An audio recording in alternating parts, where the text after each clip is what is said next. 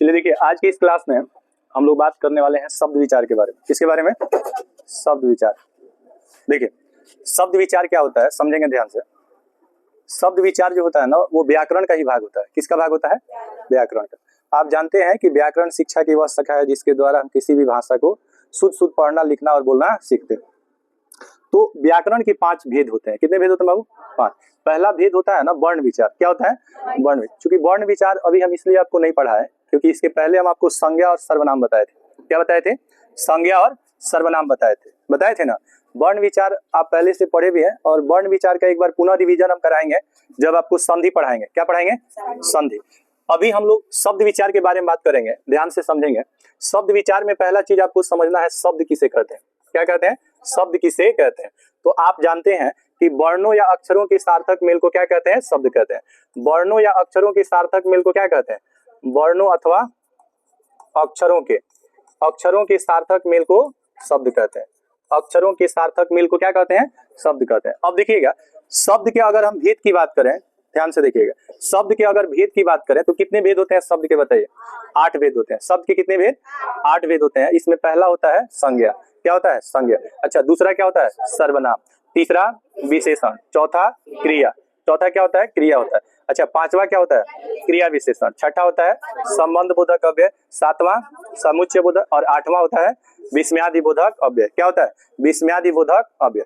अब यहाँ पे देखिए, संज्ञा पढ़ चुके हैं कि किसी भी नाम को क्या कहते हैं? संज्ञा कहते हैं। नाम को ही हम लोग संज्ञा कहते हैं, चाहे किसी व्यक्ति का नाम हो, ठीक है, चाहे किसी व्यक्ति का नाम हो, चाहे किसी वस्तु का नाम हो, किसी वस्तु का नाम हो, चाहे किसी स्थान का नाम हो। किसका नाम हो? स्थान का नाम हो, चाहे किसी जानवर का नाम हो, तो इसी को हम लोग क्या कहते हैं? संज्ञा कहते हैं। किसी भी नाम को क्या कहते हैं? संज्ञा कहते हैं। व्यक्ति, वस्तु, स्थान के नाम को क्या कहते हैं? संज्ञा कहते हैं। अब सर्वनाम क्या होता है? नाम के बदले आने वाले सभी शब्द क्या कहलाते हैं? सर्वनाम। आपको बताए थे कि मैं क्या होता है? सर्वनाम होता है। हम लोग क्या होता है? सर्वनाम होता है। हम लोग सर्वनाम होता है। ये सब आपको बताए थे। तुम, वे लोग, यह वह सब क्या होता है? सर्वनाम। विशेषण की बात करें तो जैसे अगर कोई व्यक्ति अच्छा है या फिर क्या है? बुरा है, अच्छा है या बुरा है, लंबा है, ठीक है, या छोटा है या मोटा है, जो भी है, तो ये जितने भी शब्द आप देख रहे हैं ना, साथ ही साथ जो संख्या होता है 1 2 3 4, 1 2 3 4 जो संख्या होता है ना, ये भी आपका विशेषण होता है। ये भी आपका क्या होता है? विशेषण होता है। याद रखिएगा कि विशेषण क्या होता है? जो संज्ञा और सर्वनाम की विशेषता बताता है बाबू, जो संज्ञा और सर्वनाम की विशेषता बताता है उसे क्या कहते हैं? विशेषण कहते हैं। क्रिया तो काफी आसान होता है। आप जानते हैं कि प्रत्येक कार्य को ही क्या कहते हैं? क्रिया कहते हैं। जिसके अंत में क्या लगा हो बाबू? ना लगा। जिसके अंत में ना लगा हो उसी को हम लोग क्या कहते हैं? क्रिया कहते हैं। जैसे जाना क्या है? क्रिया है। जाना क्या है? क्रिया है। अच्छा, पढ़ना क्या है? क्रिया है। ठीक है। पढ़ाना भी क्या है बाबू? पढ़ाना भी क्या है? क्रिया है। इसके बाद दौड़ना क्या है? क्रिया है। तो जिस शब्द के अंत में ना हो, जिस शब्द के अंत में ना हो, जिससे कार्य का बोध हो, उसी को हम लोग क्या कहते हैं? क्रिया कहते हैं। बताइए, इस आधार पे क्या पटना को आप क्रिया कह सकते हैं? नहीं, पटना तो स्थान का नाम है। तो जो जगह के नाम को दर्शाता है वो क्या कहलाता है बाबू? संज्ञा कहलाता है। कोई दिक्कत आपको? अब क्रिया विशेषण क्या होता है, जरा गौर से समझेंगे। क्रिया विशेषण में, क्रिया विशेषण 2 शब्द से बना हुआ है। क्रिया विशेषण कितने शब्द से बना है? 2। एक क्रिया से और एक किससे? विशेषण से। तो जो क्रिया और विशेषण की विशेषता बताता है उसको क्रिया विशेषण कहते हैं।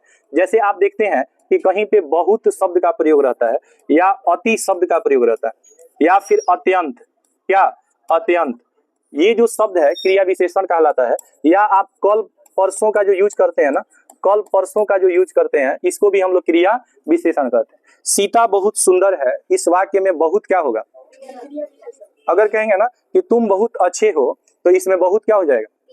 वह अति सुंदर है, तो अति क्या हो जाएगा? क्रिया विशेषण। तो ये सब क्रिया विशेषण कहलाता है। क्रिया विशेषण का काम है विशेषण की विशेषता बताना या फिर क्रिया का विशेषता बताना। जैसे कहेंगे ना कि वह कल आएगा, वह कल आएगा, इसमें कल क्या होगा? क्रिया विशेषण होगा। बात समझ में आ रही है कि नहीं आ रही? कल क्या होगा? क्रिया विशेषण होगा। कोई दिक्कत बाबू?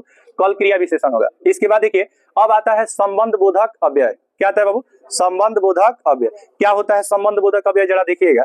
कहीं आप कहते हैं कि साथ, क्या बोलते हैं बाबू? कि साथ।